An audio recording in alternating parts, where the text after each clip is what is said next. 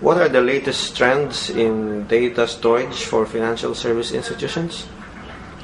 Well, I think the biggest challenge that a lot of financial institutions have right now is the rapid data growth that they're experiencing. And this tends to be mostly around unstructured data. So their traditional business applications, banking applications, which use databases, they're not really growing that much.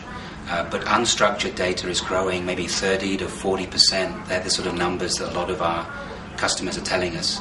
And they're finding it very difficult to manage this exponential growth in data and the complexity that entails.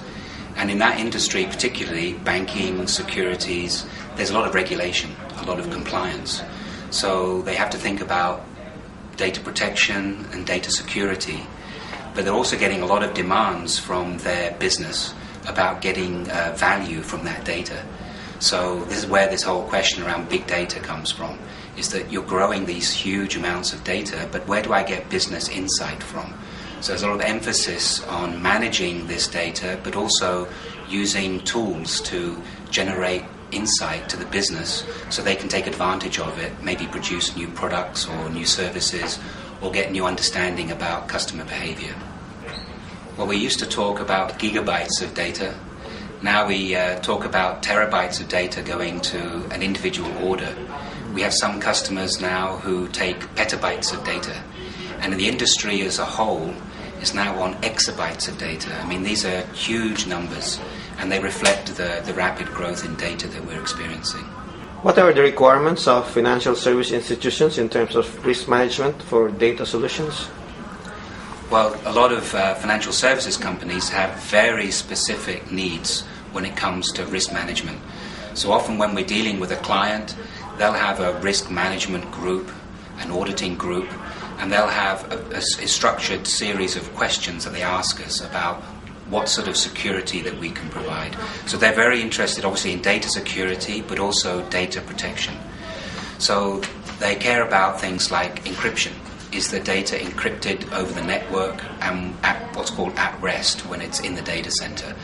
They ask for things around security of access. So you have things like two-factor authentication, that, proper passwords and tokens and certificates. They're also very interested in not just the technology, such as firewalls, which helps to protect the data, but they're just as interested in the processes and the people. So unless you're able to show a client that you have very detailed processes that are industry standard, like ITIL, and that you're meeting certain, say, ISO certification, then they haven't got confidence in the fact that you can actually keep their data protected and secure. So it's a combination of the right technology, but also the right industry practices are being used for process, and also that you've got skilled people, well-trained, experienced people. So we spend a lot of time with clients actually working through our whole risk management architecture, process, and people. And they look at it holistically.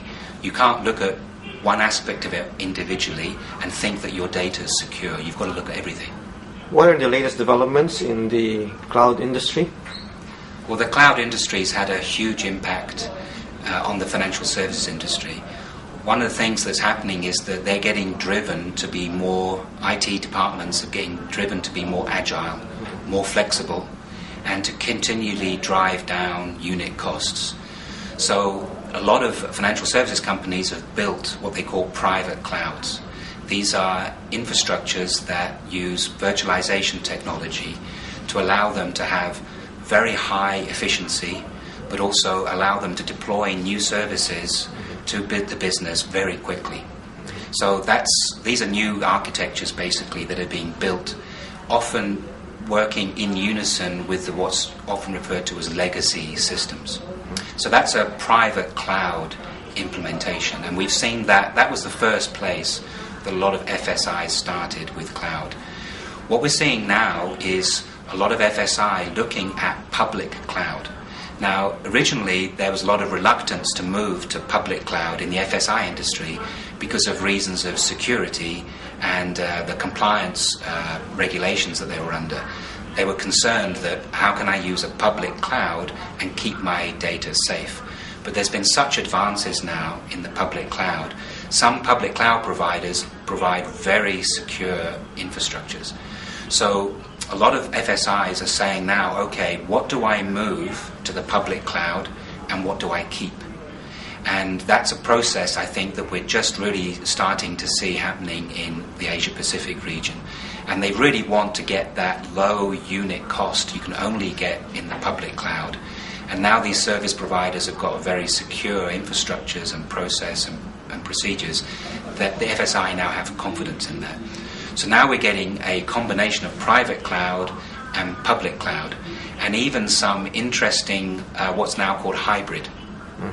So we have, for instance, securities firms coming to us and saying, can we take that public cloud that you have and customize it?